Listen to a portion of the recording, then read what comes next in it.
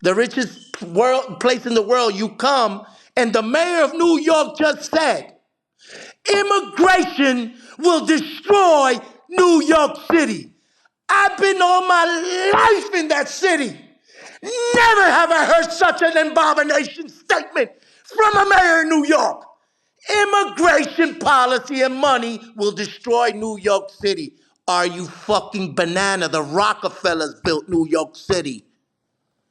That shit don't get killed by immigrants Do you see or how many destroyed. immigrants live in New York City? There you go. All cultures, right? All cultures. Like, how can you be from New York and say such a thing? So I'm just showing you when politicians that look like us, talk like us, smell like us, become them. We gotta be vigilant, my people. And I'll tell you, like the brother here, I don't know him. He gave me a little story. He said, "This is what I do." What I'm telling you, we got so many avenues to tell the true story of our culture, of the beauty of who we are, that we spend the time in our music and our actors resembling them, spreading their lies, telling people become a Republican or Democrat and all this other bullshit when we should be talking to our children to be great, to be beautiful, to be true. And all that other shit will come to pass because once we know who we are in our house and what we stood for and the foundation of why we are, your values and your culture will tell you who's a good man to vote for.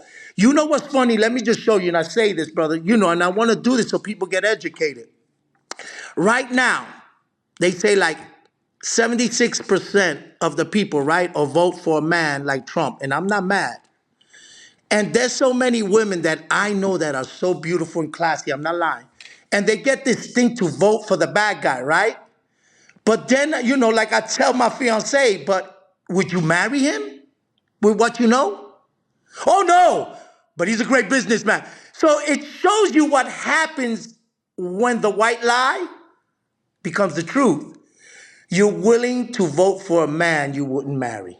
And you wouldn't let your husband act like, because you'll throw him out the fucking house the next day. But he's blonde, he's bald, he's too high, he's a good businessman. We were taught that he dressed better than us, he talked better than us, he had more money than us. He must be better than us. So even though my husband works fucking 12 hours and never cheated and acts like a gentleman, I sit in front of the TV and root for Trump. Isn't that a confusing thing? When you see values put aside that you had to maintain your whole life to be called an honorable man? That you find out that 86% of your country rather you be a bad guy. But the problem is when you make people choose between shit and more shit. That's the trick. Right there you go. It's like one of it got to smell less bad than the other one. So, if this is our only choice, because there's some good shit that you could possibly choose, like the Green Party, but they're not going to win. So what are you going to do? You got to choose one or the other. You got to choose a shitty winner. Right. And this is real conversation, right? And I'm telling our people, how about we just stop dealing with shit? And we put something real up. And we lose till we win like they did. We lose till we see him up there, shining and up there. Now think about the losses, because our forefathers and our ancestors never thought of how many losses they got.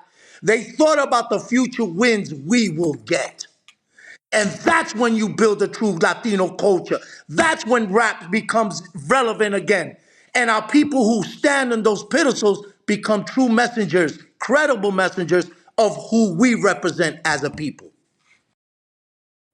Bringing it back to the family household, right?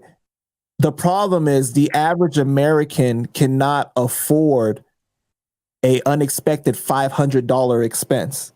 You live paycheck to paycheck, right? You cannot think clearly when you're in a desperate place, when you feel in that desperation. A few years ago, when the world went crazy, right? That showed you just that. A lot of people acted like animals. You know what I mean? I don't got enough toilet paper. I don't got enough water. I'm gonna fight whoever to get it in the store, stealing from pregnant ladies and everybody, right? You know what I mean? Like that just goes to show you when you are afraid, when you're easier to control. And you make unrational choices. Right. Irrational decisions, terrible choices. And you listen to the worst messenger because, right? If you lived in a poor neighborhood, like you said, and you hear a lot of gunshots, just because you hear a gunshot, those who live in the ghetto for a long time, they don't just start running. They hear, they stand still, then they wait till their eyes tell them which road is clear to run.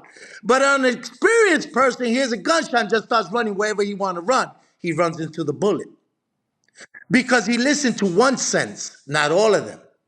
You got to give your brain the time to first evaluate the noise and then look. But stupid people that are scared, they just run. They're not looking. They'll run you over, they'll run into you, and they'll run, right? They'll run over you. So what I'm saying, you hit at the subject, fear in family of we're not gonna make it. We can't pay the bills keeps it from entertaining itself with the real traumas that are happening before their eyes because they got to worry of those things that just keeps them in a place warm, and you lose the aspect of seeing the little things like your children is missing school for 6 days and so is happening around you. But as parents and adults, you're struggling so hard just to make it that those things, you freeze your heart to them. And even though they're happening before you stop realizing that Johnny has got 200,000 in a shoebox in your house and the homies are deep and they're all flying colors. But man, I just going in the room. Johnny, could you lower the music? Tell your friends I'll be there later. She's not a bad mother. She's an exhausted one without the hope and remedy of how do I beat this system when the system is against me, right? And us guys like me from the 80s and 90s, and us heroes like Joe, and all of us that been here long enough to learn the system. And now, because the trauma and the things we suffered, we're strong businessmen because we built calloused hearts and we built strong minds. And we knew that feelings is a feeling, you get over it. But facts and the things we had to do to become successful, we accomplished. We should really take the time to tell that message to our young adults through music, through storytelling, and through these avenues that we have, like you're doing, instead of spreading lies, division, and hate.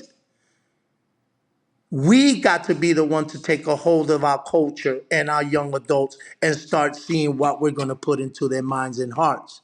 And that's what I try to do. King Tone is a great thing. He got me to where I had to go, right? But I wasn't born King Tone. That's a product of a capitalistic, impoverished neighborhood. When I was my most scared, I created an idol, and his name was King Tone. Pachi was a little scared Puerto Rican who had four sisters and had to decide what he was going to do to protect them. So he created what he seen TV, a bad guy.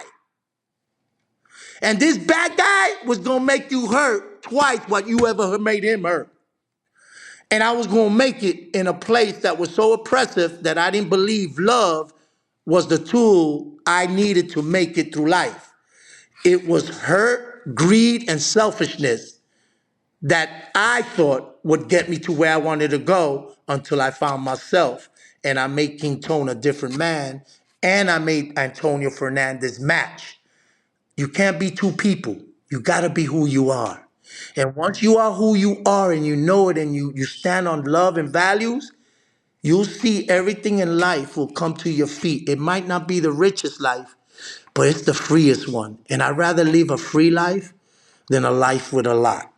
I really mean it. I love freedom. I love loving my fiance. I love seeing my children. I love being able to walk and not worry that I'm pulling the wrong strings anymore. I love this freedom I found in loving people that don't love me back.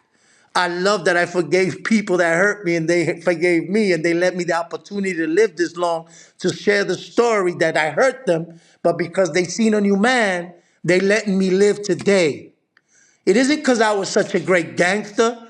It was that I repented so deeply to my people that they accepted the new me and they let me become a leader of their of their message to fight oppression. And that's how I was born, and that's where I'm going to stay because that's where I'm free.